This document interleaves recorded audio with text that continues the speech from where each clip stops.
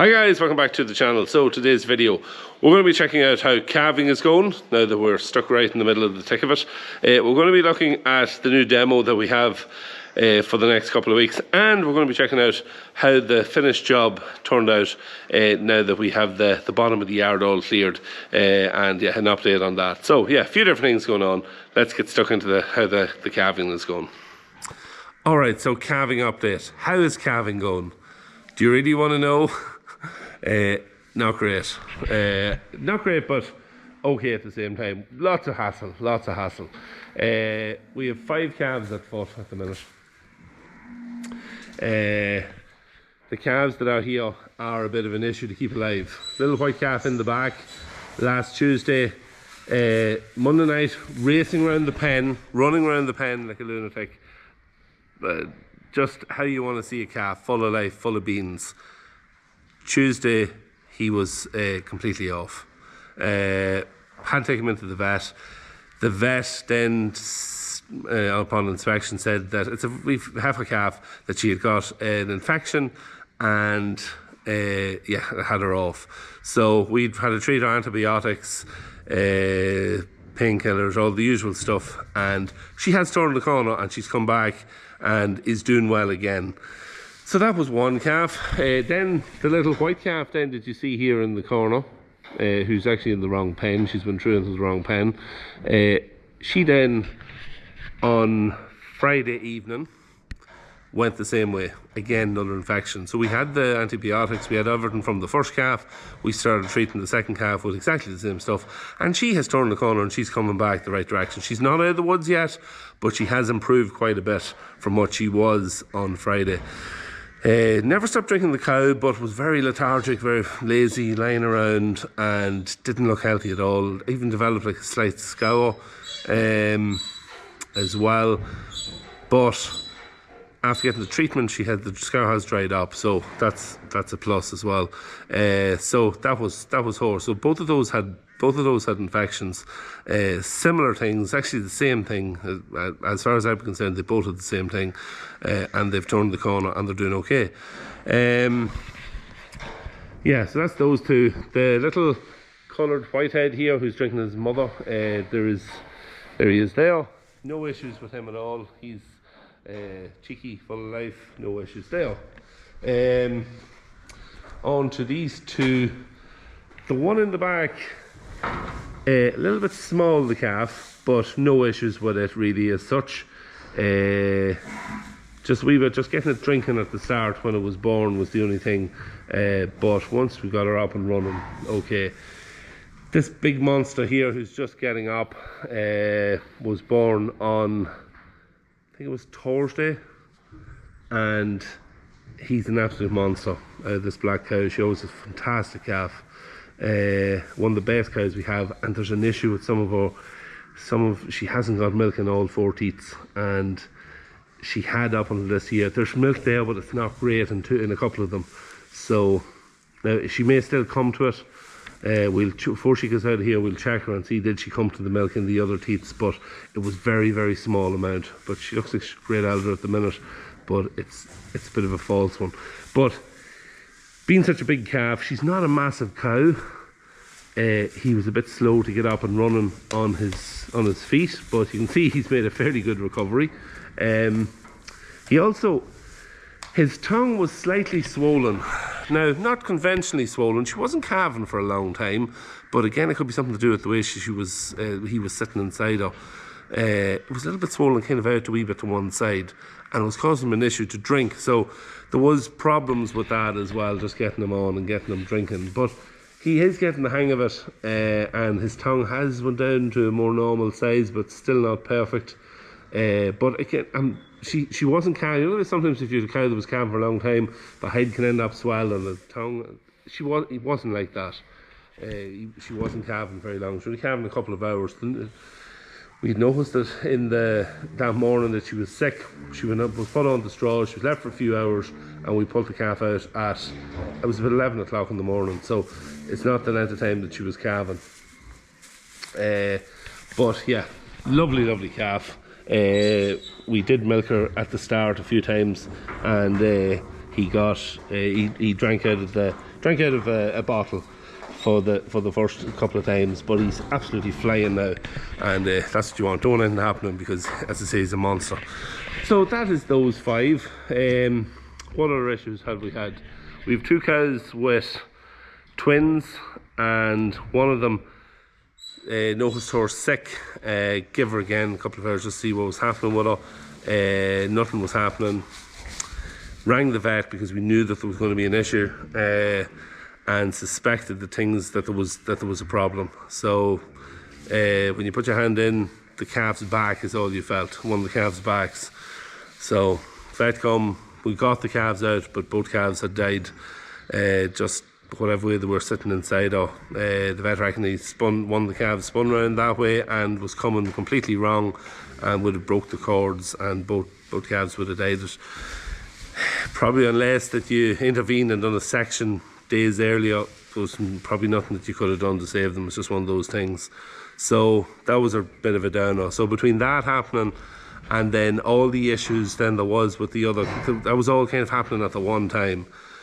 We were just wondering, what the hell are we doing here? You know, a lot of times we'd be good at getting calves out. There's never really any issues until, say, we'd find maybe around 20 calves in, 25 calves in, we'd start to get a little bit of scour issues with crypto, and you have to start treating ones then, and doing all that. But getting them out isn't usually an issue or any hassle like that. So yeah, plenty of headaches, and we were well sick of it.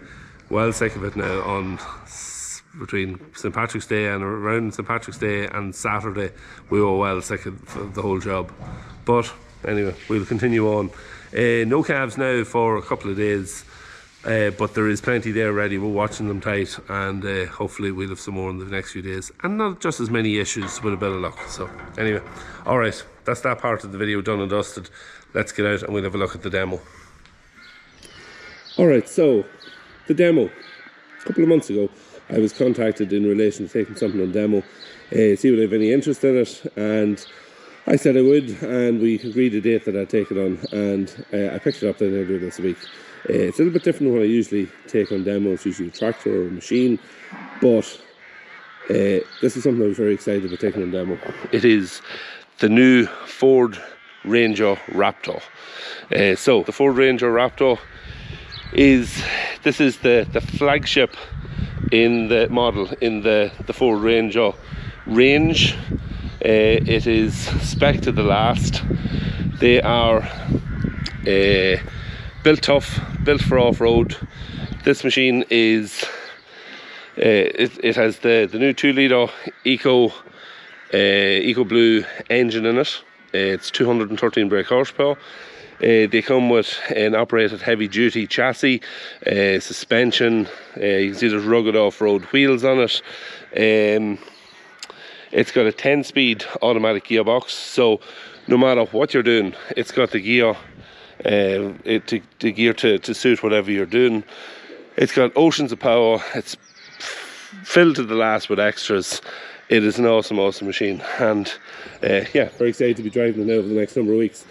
We'll do a little bit of a walk around it now today, and then next week we'll get some more footage of it, and we'll be trying it out off-road and maybe doing a bit of trailer walk, and yeah, we'll have a full review of it then next week as well. But yeah, very exciting to get a chance to have a look around it, to drive it and to use it over the coming week or so. So yeah, that is it. It's the Ford Ranger Raptor. Alright, so the first thing we'll do is we'll have a little look on the inside of it and just see just how well finished that it is. You can see lots of leather everywhere, which is something that you like to see. Not much in the lines of plasticness. Half leather seats. It's actually more than half leather. There's a little bit of material here, and the bit here in the middle where the Raptor is material, but everything else is leather. You can see red stitching on the leather, so very sporty. More leather and red stitching then on both the handbrake and the gear lever, and then the dash then is all leather covered as well with the red stitching. Same then on the steering wheel, plenty of leather and red stitching on it, and very sporty wheel in it as well. It has the flappy paddles built onto the wheel too, so you can change it into manual and change the gears up and down yourself using the flappy paddles, and you can pretend you're a Formula 1 driver. Absolutely lovely finish on it inside. The multimedia centre, radio, sat nav, aircon, heater controls, everything is done through it.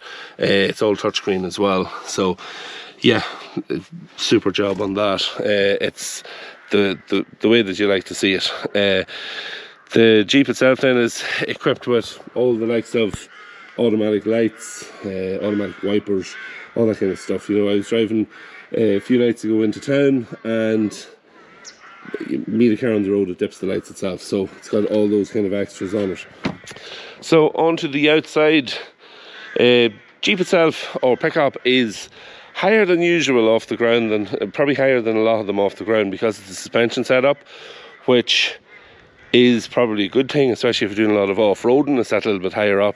You're not going to be catching any of the off-road stones or anything like that underneath it, so that is a good point. It is very, very comfortable to drive. It rides the bumps very well, so yeah, very, very nice in that regards.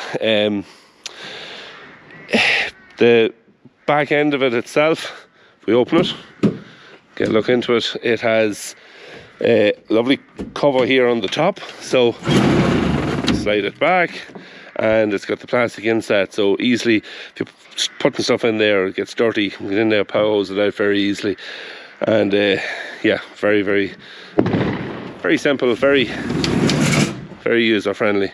Yeah, and it just clicks into place. There's a lovely little cord on it there, just that you can pull it up like a little belt. Back of it here is set up. Out walking in the field, there's a place here for a cup holder. You can have your lunch, have your dinner on that, and yeah, super job. It has a reversing camera here on the back of it, so pop in reverse, you can see what's happening behind you. You're not going to hit anything, but yeah, it's nice. In the white and the black sets it off well, and then the black and the red stripes, it does really set it off. You know, it's going to stand out from it's going to stand out. You're going to know it's a Raptor, put it that way. The other thing it has too is it's got lovely little lights here that at night time, when you close the door, it lights up the whole ground and the whole area around the car, or around the Jeep, and you can see what's on the ground, and just another nice feature on it. Plenty of room in the back as well, and again, same kind of a setup on the seats in the back. It has the leather, and yeah, lovely job. So that's a quick look around now. So as I mentioned, this one has got the 2 litre EcoBlue engine, 213 brake horsepower, 50 Newton meters of torque, so she's got plenty of torque as well. And yeah, we're looking forward to now trying her out next week, getting her out in the muck, getting her into the mud, getting her doing what she was meant to do. Alright, so the other thing that I've been asked a lot over the last week and a half or 2 weeks is, how do we get on with the job down the bottom of the yard? Did we get the clearing done? How did it turn out? Well, we've got the clearing done. Now, we are still left with mostly scrap here. There's a lot of steel, there's a couple of bits of plastic here, a couple of old tyres, and a bit of an old plastic bin, and a few other bits of plastic there. It's like silage wrap, or I don't know what it is, but we'll have to just segregate the bit of plastic out of it. The rest is all scrap, and we're going to have to do a scrap run in the next while. There's other scrap at the top of the yard as well, and yeah, we'll try and get rid of it all anyway over the next number of weeks. But yard is cleared, doesn't look too bad, nice area, all cleared right the whole way over. There is other scrap here, people might say. The mower and the baler was pulled out last week. Pulled that out because there was a lot of muck stuck to it. Now, the muck was from when we done a bit of mowing in one of the silage fields to clean it up back, it's probably about a month ago. Well, it was all covered in muck, it was all stuck to it. They were inside in the shed, and I just said, with the rain coming last week, pull it out, let them get wet, let it soften it down, and I'll pull them up this week now, and I'll hose them down. So yeah, we had lots of rain, the muck is soft, I can guarantee you that. So yeah, we get them back in the shed at some stage now in the coming week. But But yeah, the area is cleared. It's sodden wet now because you know yourself, when you just stove ground and then it rains on it, it gets wet fairly easily. It takes a little bit for just to settle down and come to go back into the land, if you like, go back into tighten itself up. But yeah, lots of guesses to what it might be. Some guesses was silage pit, others were guessing machinery shed, grain shed, cattle shed. So yeah, lots of guesses, but I'm not going to tell you now. We're going to have to wait and see whenever we start to do something with it. But yeah, at least it's cleared up and it's ready now for doing what we want to do. I think we're going to have a notice in here in the cattle shed. The bulls must have been acting the maggot, going a bit on the crazy side. Broke one of the timbers. Lovely. Going to get a timber for that now and fix it. Oh yeah, just snapped it nicely in half. Well done, boys, well done. So another job for the list. Camera keeps freezing for some reason, so I don't know why or what's happening with it. What about the rugby? Any of us fellow Irish, we've been very happy with the result yesterday. You have to hand it to the English. They really put it up to us, but when the chips were down and we needed to dig in deep and get a result, we were able to do it. So yeah, it's a sign of a good team, and yeah, great result. Great to get a Grand Slam, another Grand Slam. So I think that's 3 since 09 now, and we've only had 4 altogether. So yeah, we need another few, you know, get the numbers up there a wee bit.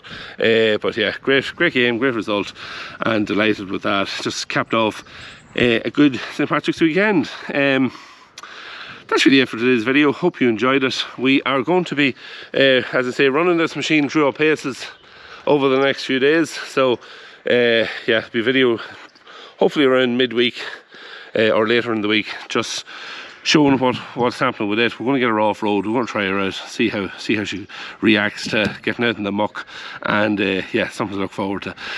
Don't forget, if you haven't already subscribed to the channel, to hit the sub button, to leave a like in the video if you enjoyed the video, and comment down below. What do you think of these machines? Do you like them? Let me know in the comment section what your thoughts on the Rangers are. And yeah, until later in the week, have a good weekend. We'll see you then. Take care.